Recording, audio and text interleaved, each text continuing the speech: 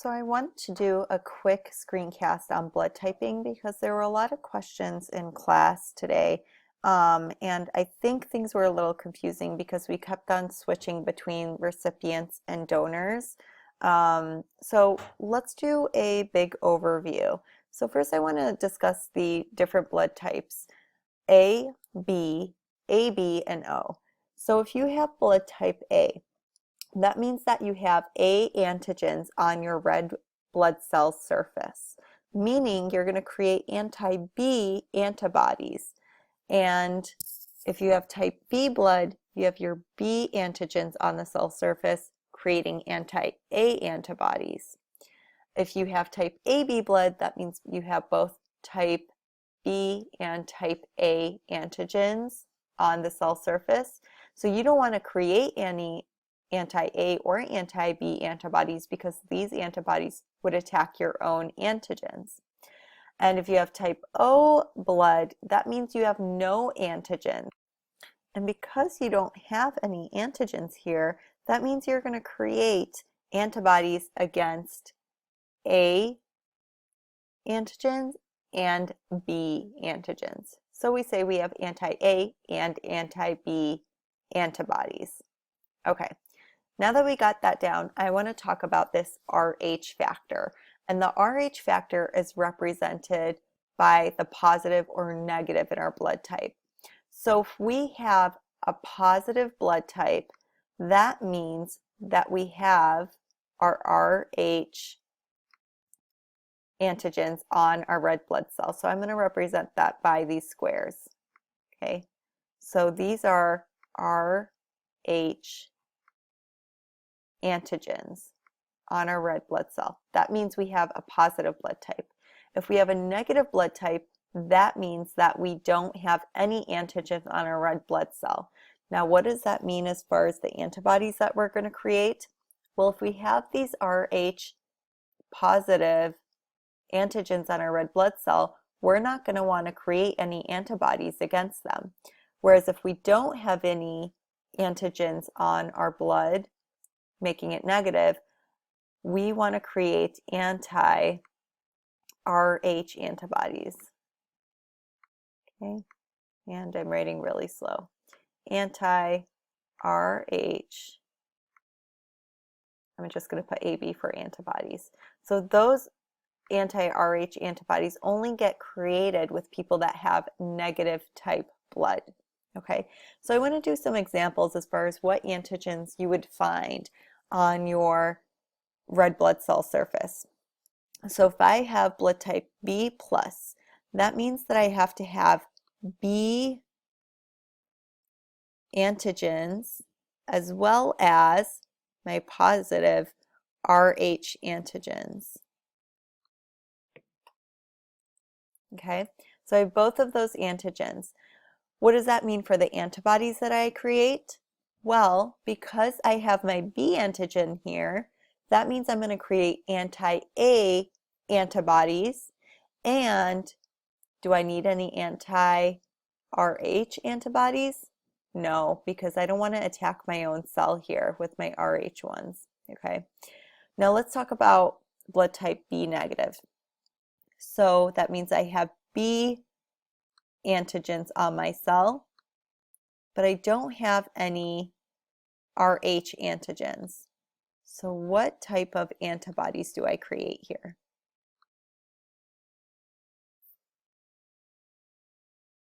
I create the same anti-A antibodies that I created here in my B positive blood, but what's the difference between the plus and the negative? If you said you're going to create anti-Rh antibodies, you are correct because we don't have these Rh antigens on the cell surface, so now we want to create antibodies against the Rh antigens because those are going to be foreign to us. Now let's do AB negative. So that means I have A antigens, going to be represented by my triangles here. I also have B antigens. So do I want to create any anti-A or anti-B antibodies? No, I don't, because I don't want to attack these antigens on my own cell. Now I don't have any RH antigens here. So that means I want to create an antibody against that antigen. So I create anti-RH antibodies if I have AB negative blood. Now let's do O positive blood. So if you remember, blood type O has no antigens on its cell surface. So that means I am now creating antibodies against A and B antigens. So I have anti-A antibodies and anti-B antibodies in type O positive blood. Because I have that positive there, that means that I have the RH antigen on my cell surface, and that's why I don't create any anti-RH antibodies. Okay, so I think the two questions that tripped up students the most was, if this patient needed a transfusion, what blood type could this patient safely receive? So you want to think of whatever person you chose. I created a person because I think it's easier to kind of start from scratch instead of referring back. So Mr. Johnson, he's going to have A positive blood. He is the recipient. This is going to be our donor.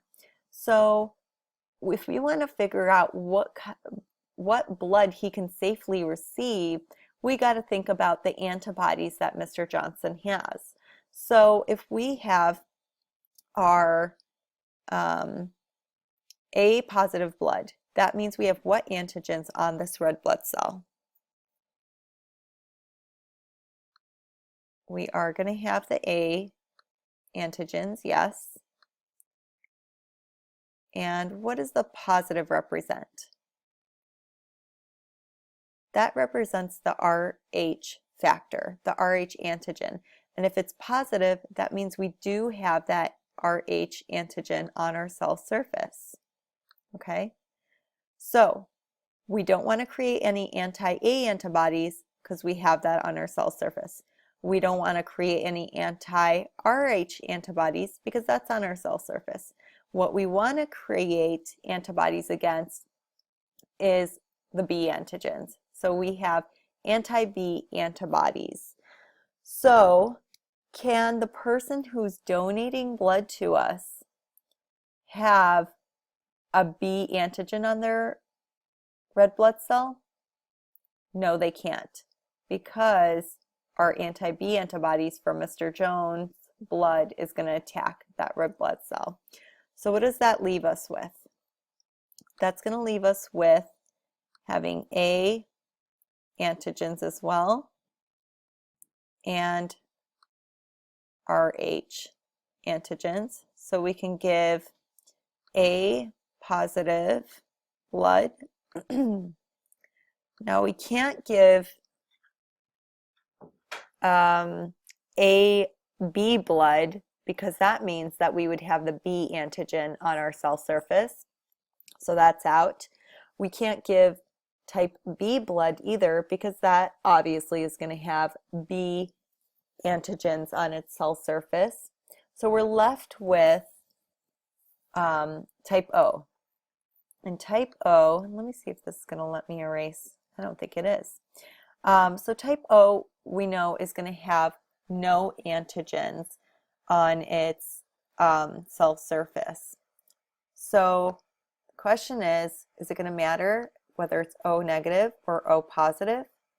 No, it's not, because we don't have any antibodies against the RH antigen anyway. So you can give A plus. You can also give A negative blood, because once again, we don't have any antibodies against an RH factor, which really it would affect the positive anyway. You could give O negative or O positive. Now, the second question asked, what blood types could safely receive this patient's blood? So that means our patient, Mr. Johnson, is now going to be the donor, and we're going to give it to a recipient. So we don't really care about the antibodies that Mr. Johnson has. We're going to care what antibodies the recipient must not have.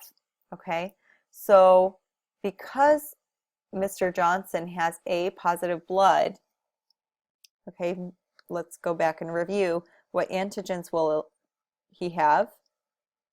The A antigen and the RH antigen. Okay, so that means our recipient of Mr. Johnson's blood can't have any anti-A antibodies to attack his A antigens or any anti-RH antibodies to attack his RH antigens. Okay, so what are we left with? Okay, we are left with having, oh, just happened. Sorry about that. Oh, geez. Okay, so I got rid of all my drawing. But anyway, we are left with having our A antigens and our RH factor. Okay, we have to have those so that we don't create these anti-A antibodies and anti-RH antibodies. So one of the types that we can one of the types of blood that we can donate Mr. Johnson's blood to is going to be the same blood type, A positive. Okay.